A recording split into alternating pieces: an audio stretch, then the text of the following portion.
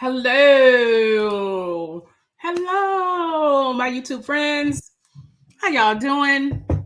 It's if you don't recognize me, it's Libria Jones, the remote work queen.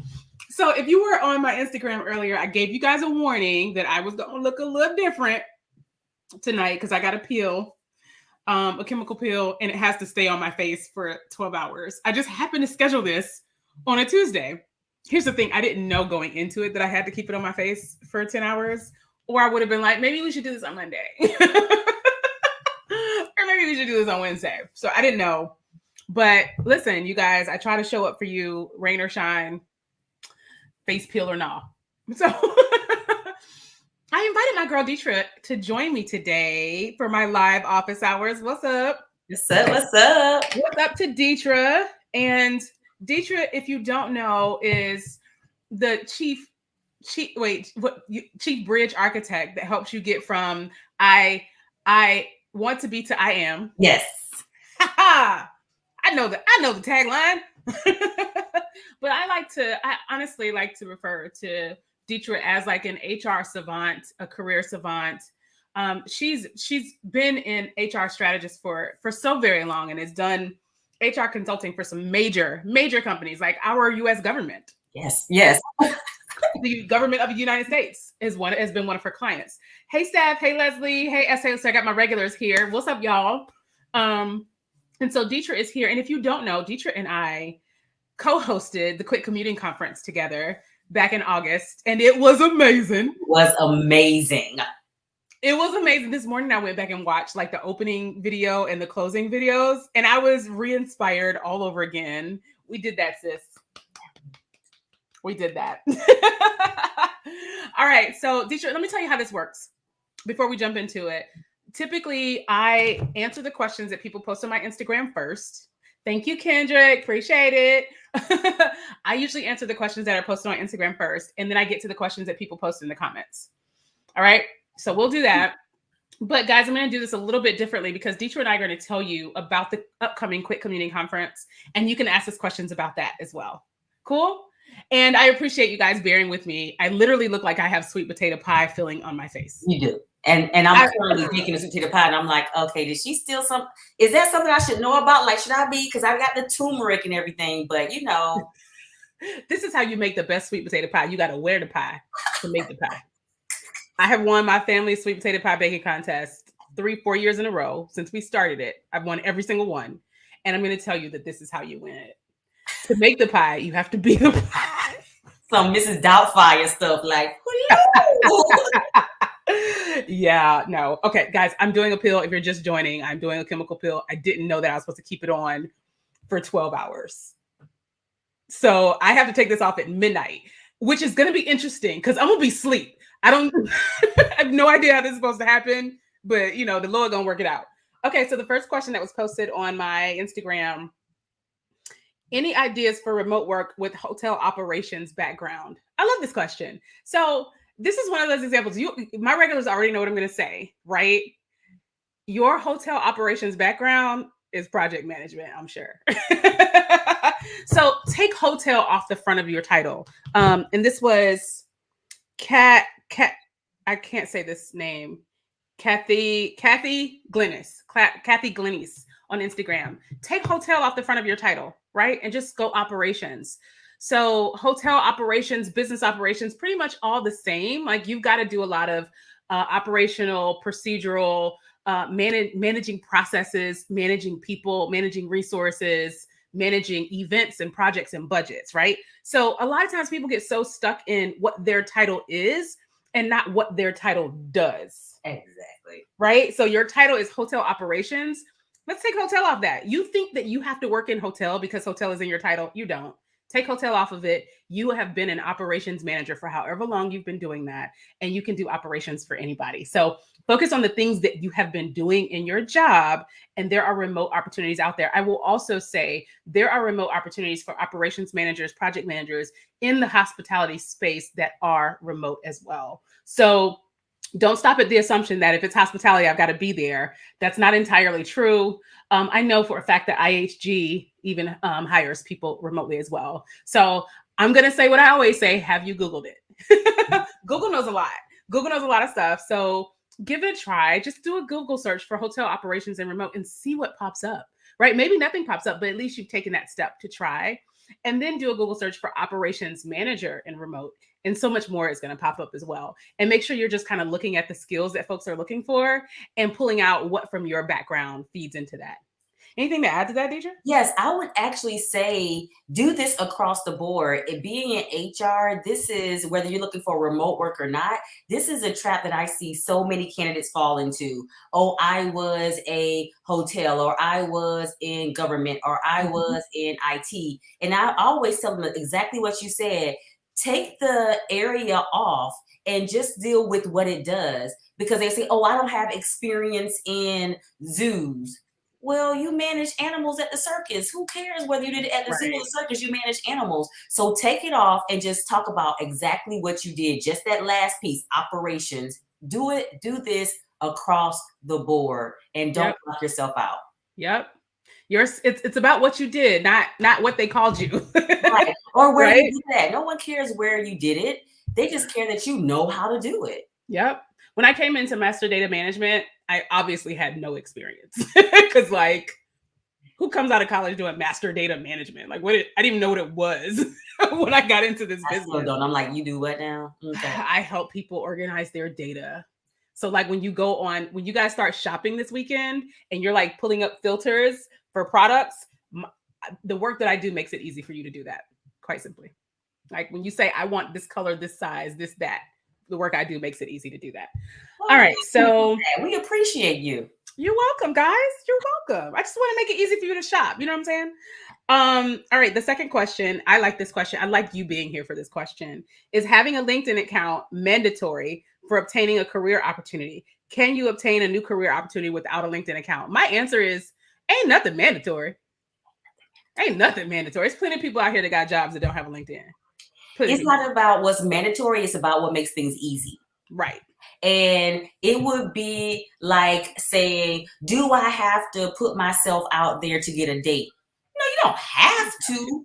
But what do you think these folks gonna find you at if you're not out here? Right? People don't just typically come to your door like, hey, I felt it in my spirit that you were available, and the Lord led me to your door and told me to ask you for a date. I would love for that to happen before the end of this year.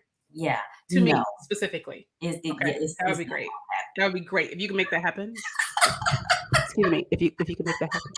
I feel like we should do these together more often. This is a show now. Right. But agreed. So I will say this.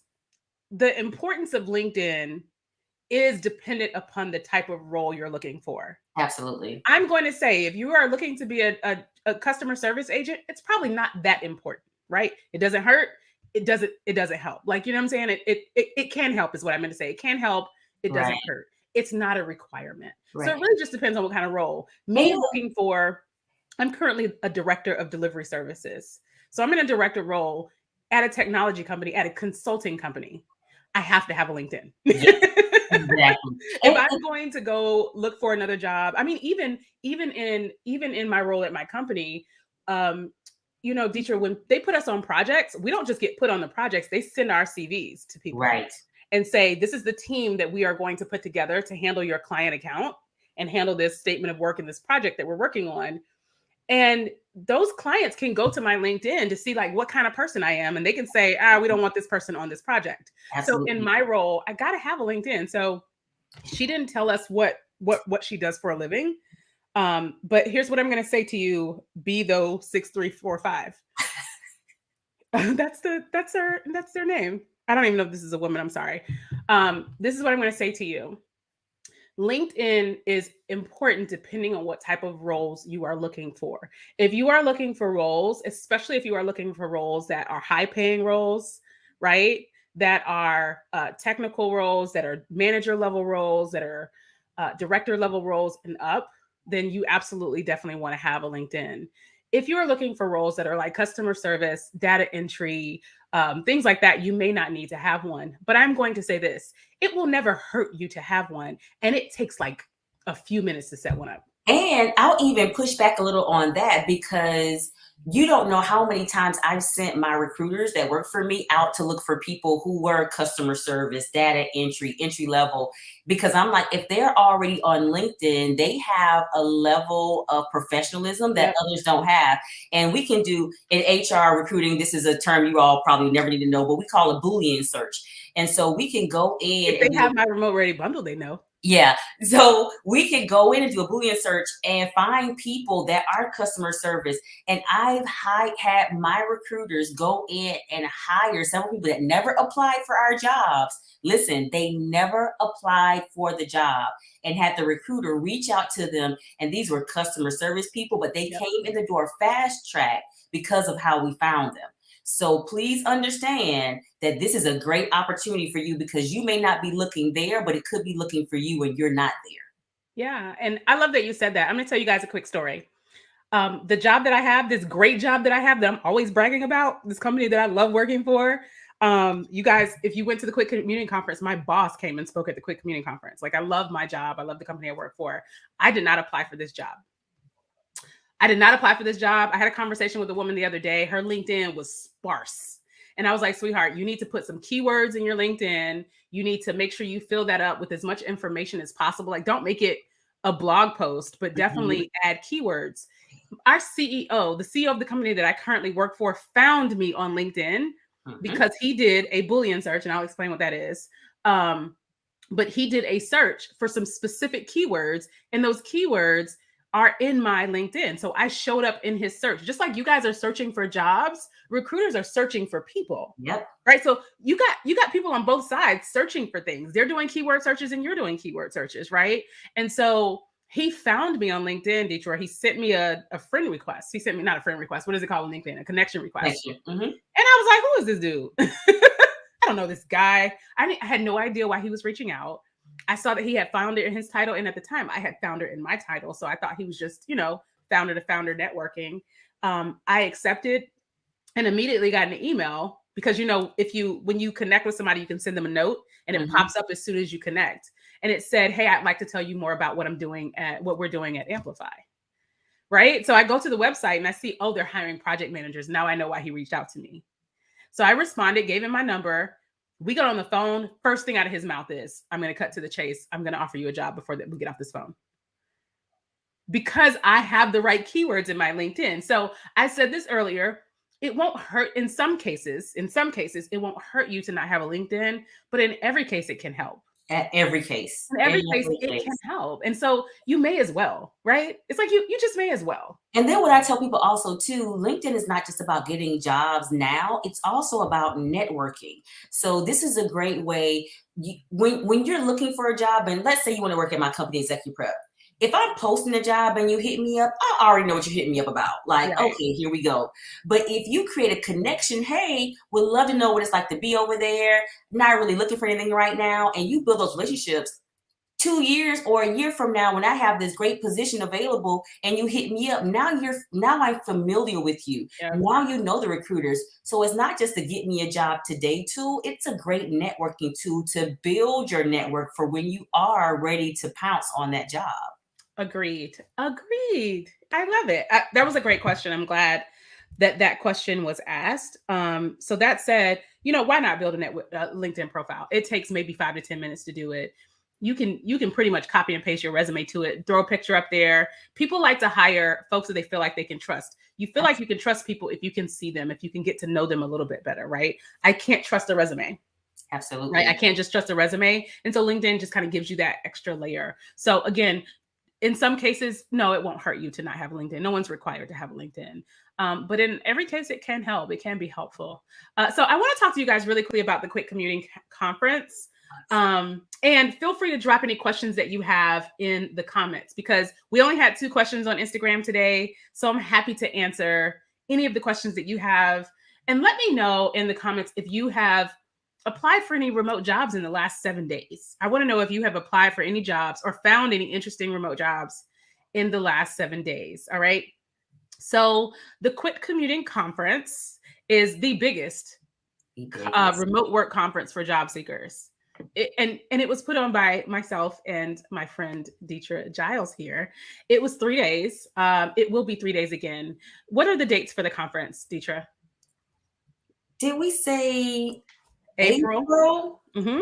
April. Hold on. I gotta pull my calendar up. Me too. You see, I got my phone. I'm like, Just April. did this. Yes, we did. It's the end. It's late April. Yes. April 21st through the 23rd. That's correct. Okay. So the conference will be April 21st through the 23rd. And I'm going to just run down really quickly what's included in the conference and what has been included in the conference in the past. We've had workshops. I'm going to start with the panels. We've had panels from thought leaders, career experts, and HR professionals talking about a wide variety of topics. We started it off with inspirational stuff, right? So we talked about the future of remote work, like how are companies dealing with remote work right now? And then we had a panel of people who are living the type of lifestyle that so many of us want to live. Jabril Agoro and them, they were talking about how they live abroad, right? Jabril was flexing in Bali. In Bali, y'all, he did his panel from his condo on the beach with the ocean in the background and was like, no, I'm sorry, y'all, that is not a filter and that is not a sound machine. That is the real ocean. And I am sitting on the beach in Bali. Sitting on the beach in Bali. So, and we had the COO of the Tulsa Remote Program, which is what got me to Tulsa, and a few other similar programs talking about how some cities, if you work remotely, will pay you to come and live there for a year. Right? Which is also pretty great. It's pretty great when you think about it, especially if you live in a high cost city. So if the cost of living goes down for you, you've already given yourself a raise there and they're giving you money. So that's another raise, like a double raise just by moving. And so we had a lot of great programming there, but even more important, we had people, one of my favorite panels was the discussion about benefits and compensation at remote companies. Because a lot of people think that remote jobs don't pay that well. And I was one of those people that thought that for a long time, and quickly found out that that was not the case and continue to find out that that is not the case every time my direct deposit hits. Okay. But we talked about benefits and compensation at remote companies, and it ended up turning into this wonderful conversation about how employees can advocate for themselves during the hiring process and negotiate salaries, right? Yes. It's a great conversation. So it's full of workshops, panels and discussions like that. But then we also had workshops. Before we go on back to the panels though, also what I loved about it, a few things on the panels. One, we had panels that talked about how do you even propose it? Because many people are like, hey, I'm currently in a position at a company, we're not doing remote work, or my company's talking about going back into the office. How do I propose remote work? So we had that. But also we talked about the panels. We had every level in the company represented on a panel, from entry level to the chief executive office. We had representing showing that your mindset of who or what positions can work remotely, blow that all up. Every position. We had the COO of Belay Solutions. We had entry-level people who were talking about just getting in the door and being project managers and everything in between. So the panels talked about everything you could think of about remote work. Yeah. I'd also add that we had a blend too. So we even had some hybrid companies represented. So my boss, John, who spoke at the conference, he goes to the office every day. He prefers to be at the office every day, and his entire team is remote. And so I loved having him there to talk about how can his team make sure that they're moving their career forward when they're not in his face every day, right? Steph, you have a question that I'm going to pause this conversation to address.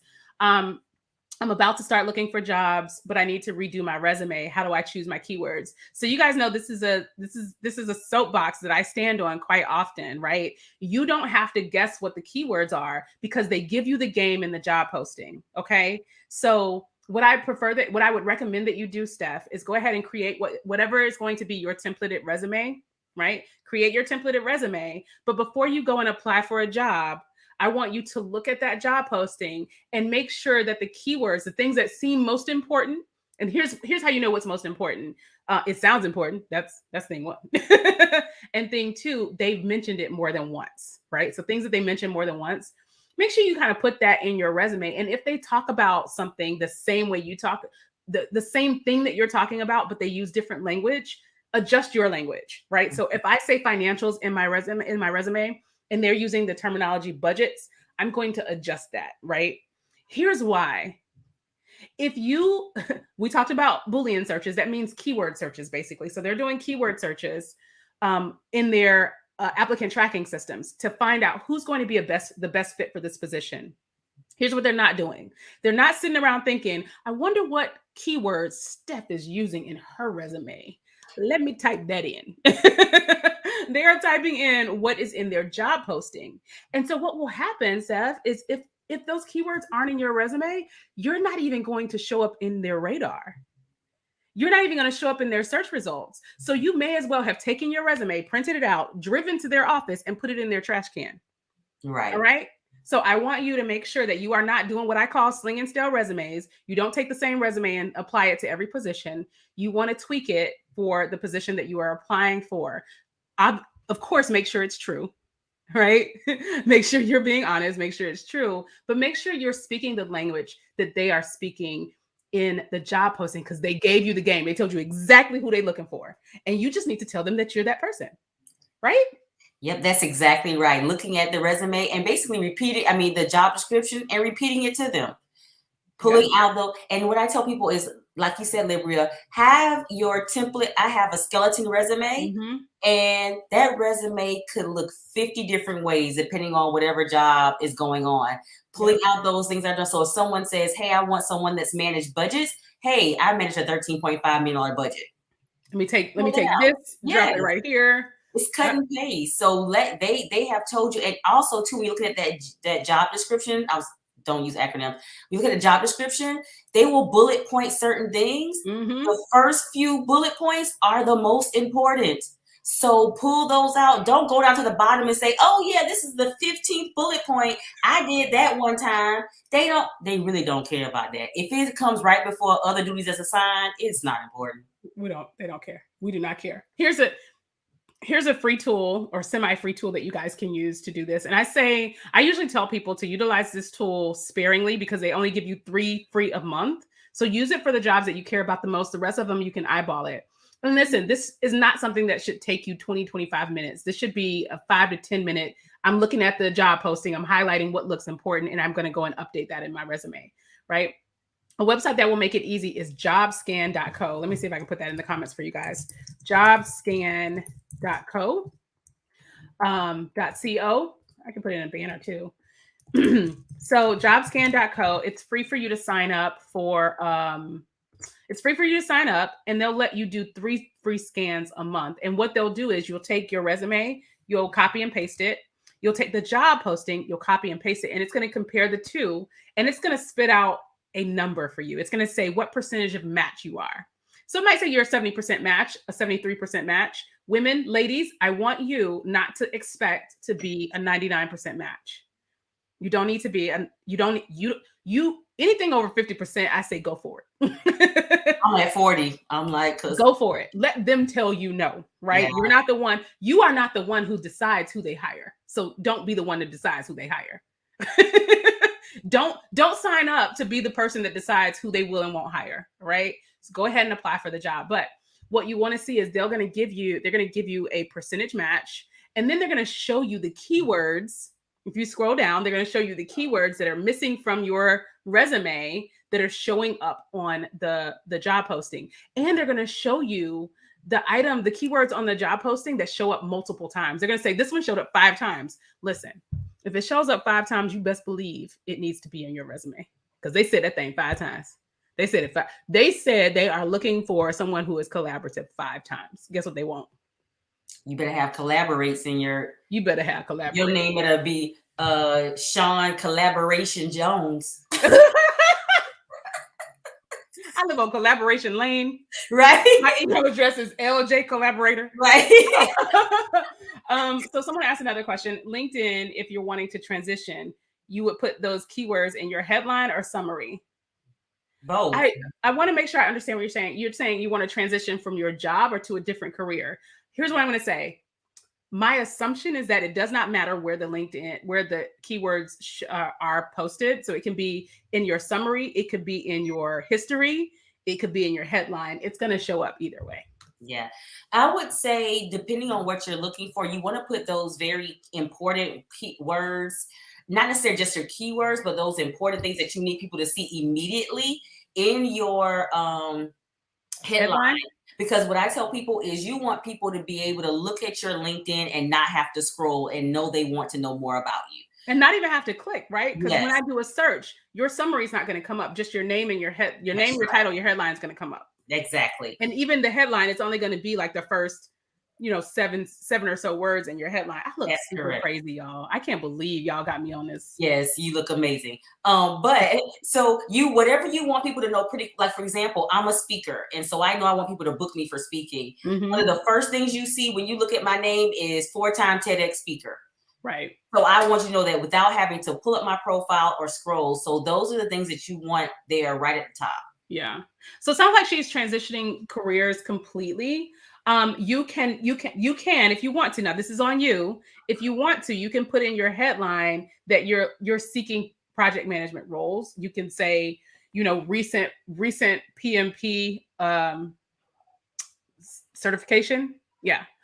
Recent PMP designation, but definitely make sure that you are putting in your summary, make sure that you are putting project management keywords in there.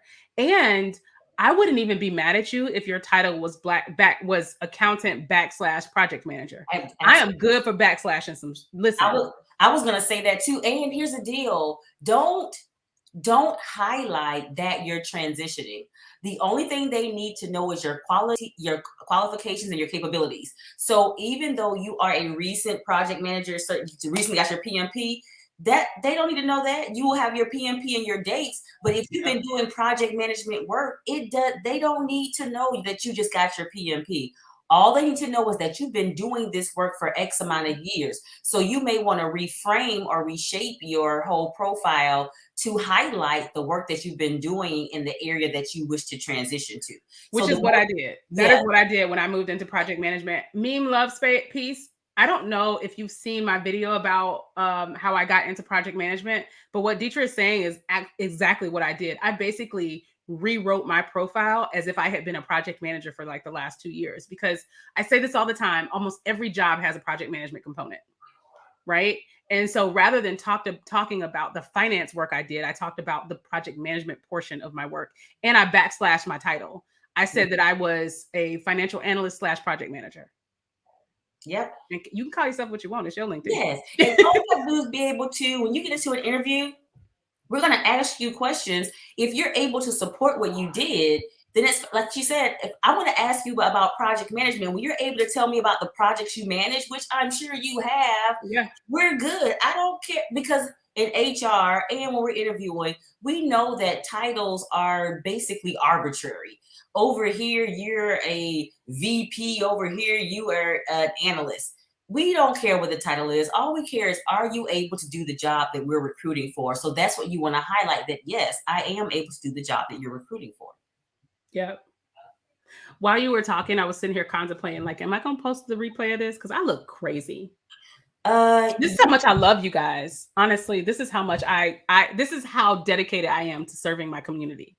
Because I look a hot fool. And this is going on the internet, y'all. Meaning 10 years from now. On Beyonce's internet, you're going to look just on like... On Beyonce's internet, which means 10 years from now, when I'm a billionaire, somebody going to be like, sweet potato face. You know what I'm saying? This is no, what they're going to say is, this is what billionaires can do. Because they can come out here looking how they want to look, because the money don't change because of how they look. It's going to be a prime example of how billionaires can move. That's what it's going to be. I love it. I used to be a production coordinator. I left the field. Now I want to get back into production or project management, but I'm doing retail right now. Should I put retail in my resume?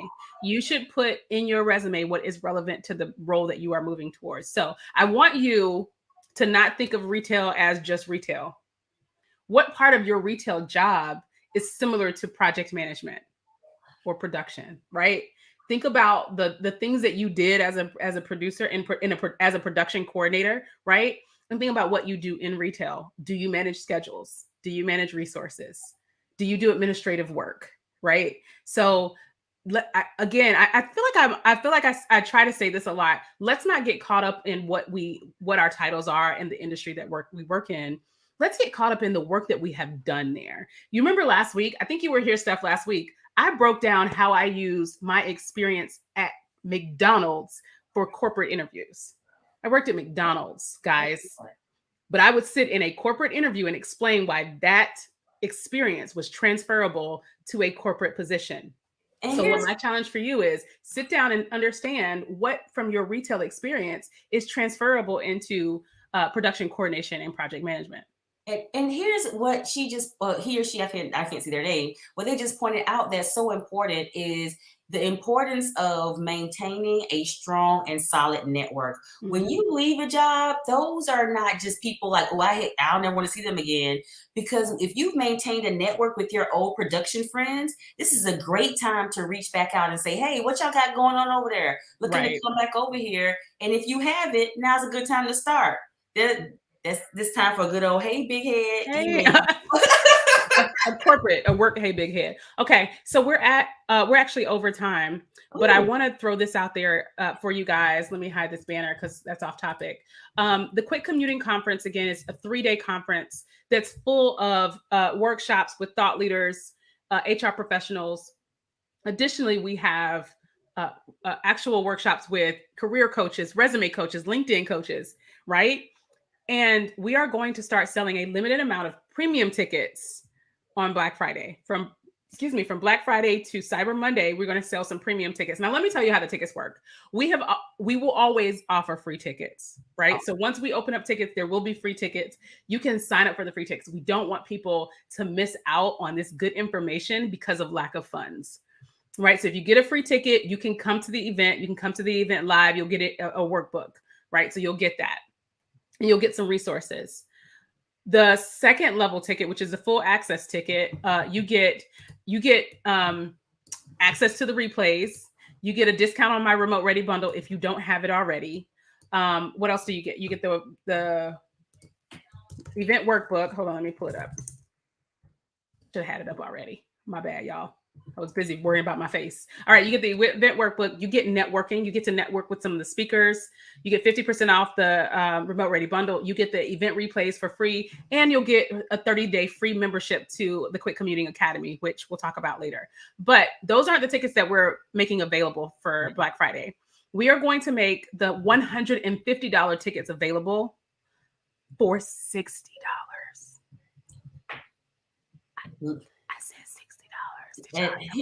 Here's the deal, y'all. Don't be the people that get in there and it's like, oh, I'm gonna go for free, and then you all are hitting Libria and I up in our DMs like, is it too late to transfer? Because every day of the conference. Every day, because somebody was like, they got their whole LinkedIn profile done, or they got connected to a job, and I got a job offer yesterday because I was in. Don't be that person. Yeah. You on Black Friday, you will spend $60 opening your eyes. Let me tell you something. So literally every single day of the conference, and I'm honestly not saying this as a salesperson, right? I got receipts that I could share. Every single day of the conference, people were asking, is it too late to upgrade? Unfortunately, it was. Yes. We did a survey at the end. For the people that got a free ticket, 87% of those people said they wish they had gotten a paid ticket. Yes. For the people that got a full access ticket, which was paid, 80% of them said they wish they had gotten a premier ticket. So everybody basically wishes they had gotten a premier ticket. So this ticket is regular price $150. It will be $150 once we actually open up for a regular price. But for Black Friday for Cyber 5 is what the retailers call it. I just learned this. For Cyber 5, we're going to do it for $60. And let me tell you what you're going to get. You're going to get access to the event, the live event. You'll get an event workbook. You will get networking. So you'll get to network one-to-one with speakers, recruiters, professionals, career coaches at the event. You'll get 60 days access to my Quit Commuting Academy. 60 days is 2 months, free access to my Quit Commuting Academy. And then you're going to get invite-only workshops. This was the game changer last year. Yes. This right here was the game changer last year. We had invite-only workshops where you got to be interactive. So let's say we did a panel talking about how to build resumes. Well, we put you in a private room for this ticket tier. We put you in a private room with a coach that literally would walk you through your resume. And she reviewed your resume. She actually reviewed your, Deidre did some resume reviews in there, right? Yes, and by she means we brought the most qualified people. Myself used to be head of HR for major institutions, currently have run an HR consulting firm, and have recruited people at the highest level from C-suite all the way to entry level. And I was pulling resumes and pulling people in, and we were going line by line. People were literally taking those resumes. And the one piece that we didn't mention was there's actually a job fair. They were taking those resumes, going to the job fairs and getting interviews, and people in the job fair were like, wait a minute, where did this great resume come from? Oh, I got it done in the workshop. Well, how do I get in the workshop? You missed that. That was missed out. You missed out. Premiere. Sorry. Yep.